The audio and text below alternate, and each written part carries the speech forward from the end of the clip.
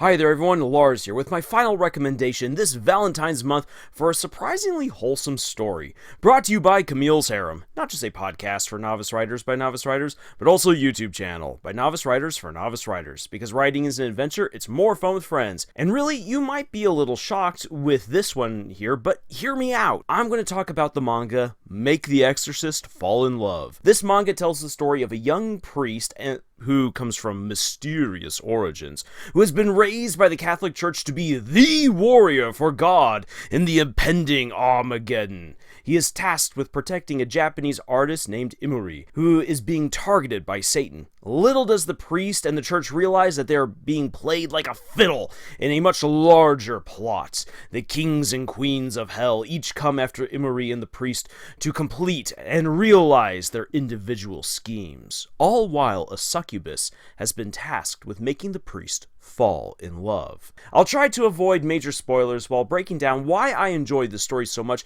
and why I'll argue that it so far tells a shockingly wholesome romantic story. Now, there is a caveat to this particular recommendation as a great romance. There is a lot of story left to tell.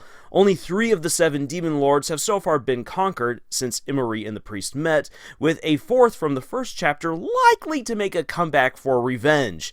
And since no story is guaranteed to remain great and strong from the beginning, it could take a turn for the worst. However, I have faith that Make the Exorcist Fall in Love will remain a phenomenal story and romance throughout its run. Now, I just gotta say, this manga has gorgeous artwork in it. The action scenes are intense, too. So as a fan of Bleach, I'm always on the hunt for just great action manga, and Make the Exorcist Fall in Love has it. The characters are also just poignantly written, and if you are already won over by them or repulsed by them in an instant, that's exactly what the author wants.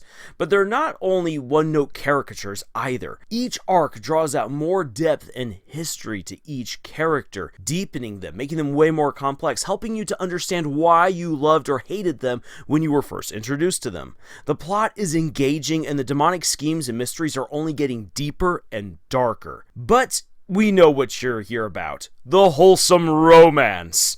So, to understand why such a dark tale has a great romantic plot, I have to spoil a few moments. And the first comes in the very opening chapter. The priest is working with an expert exorcist trying to uncover why women are disappearing in a particular town. It turns out that this is a succubus nest, and one of the demon queens, Asmodeus, and yes, I'm going to use that because there are so many ways of saying Asmodeus, Asmodeus, Asmodeus, that honestly, Latin speakers like, whatever you want. So, the demon queen Asmodeus is here, the queen of lust, and she has her followers attack the priest in an attempt to violate him. This leaves him years later physically and mentally scarred. In an attempt to overcome this pain, the priest wants to die in some sort of battle for God. However, his exorcist mentor tells him that doing so will not save him from the pain. It will not guarantee him salvation. If he wants to heal, if he wants to actually have salvation in his life, the priest must find people to love, even if that love means going against his religious vows. So when the priest meets Imuri, he finds himself being inspired by her to figure out what it means to love, even if it means risking everything. What's incredible about this particular setup is that the priest has several reasons to begin falling in love, but his history and situation make that process very difficult. And it's a good way to preserve the drama and slowly build up the story's main romance without making it feel like the plot just demands that the priest be a typical shonen dunce and have no clue that a girl is interested in him, which is always so frustrating. But with the setup that's been given right here, it makes sense why the priest, due to his religious vows and his personal history and experiences, does not pick up on the subtle hints that he's being flirted with. The second moment that I'll somewhat spoil is the fight between the demon king Mammon and the priest. Mammon gains his magic to battle through greed. And a neat twist on this overused concept for using the 7 deadly sins as a means of categorizing powers and characters in just way too many stories, Mammon taps into the greed that people have not just for stuff, but for ideals.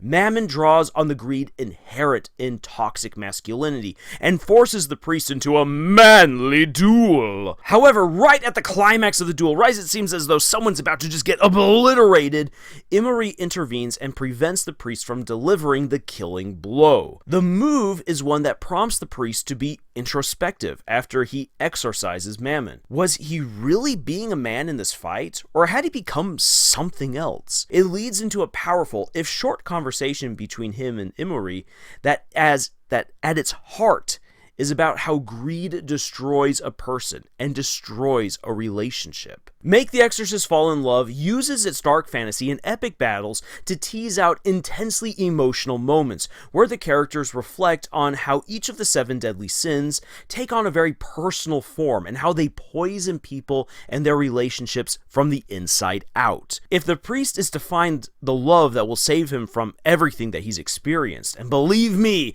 he's been through a lot, the priest and Imari must confront each sin, understand them, and overcome them.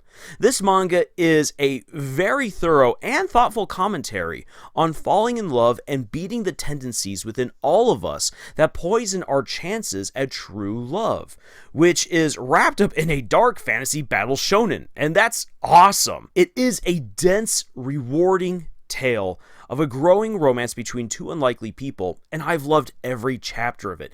Every chapter has just some immense, incredible worth, either in the action, the messaging, the character development, what have you. It is incredible what is all put into each chapter. So if my description of the story and the artwork that I've shown here has intrigued you, please check it out and support the manga. But for novice authors, what can we learn from this? In this story, I see the danger that so many writers flirt with, putting high-minded messages into action or romance. Oftentimes, a novice author will stress one element above all the others. It'll either be the action, the romance, the tragedy, or the message that drowns out everything else within the story and just makes everything else really subservient to or even inconsequential to the main thing that the author has decided to highlight. So how can you avoid making this embarrassing mistake? It's all in the characters. Work on making the characters complex, with their own motivations, history, weaknesses, strengths, relationships, etc. Over the course of the story, use these elements to bring out smaller moments where the characters confront the themes and messages of your story through the people they meet, or the fights they have, or the adventures they go on, and so forth. And then, as their own people, not as you, the author, making a grand statement through them, but as the characters being themselves, they learn the big message, and in their own way internalize those lessons as the story continues. This is how Make the Exorcist Fall in Love does it, and that is how you can do it too, in order to pack your story full of just so much goodness that people are going to love. Now, if you're looking for more recommendations, reviews, analyses, and writing advice, then please check out our other videos here. And if you'd like to support us, please check out our links in the description, especially for the books that we've published. Thank you for sticking around with us during this Valentine's month. It's been really fun looking into these surprisingly wholesome stories, and I hope that you've enjoyed them too. Together we can promote better representation for romance and fiction. And until the next video, y'all, tschüss.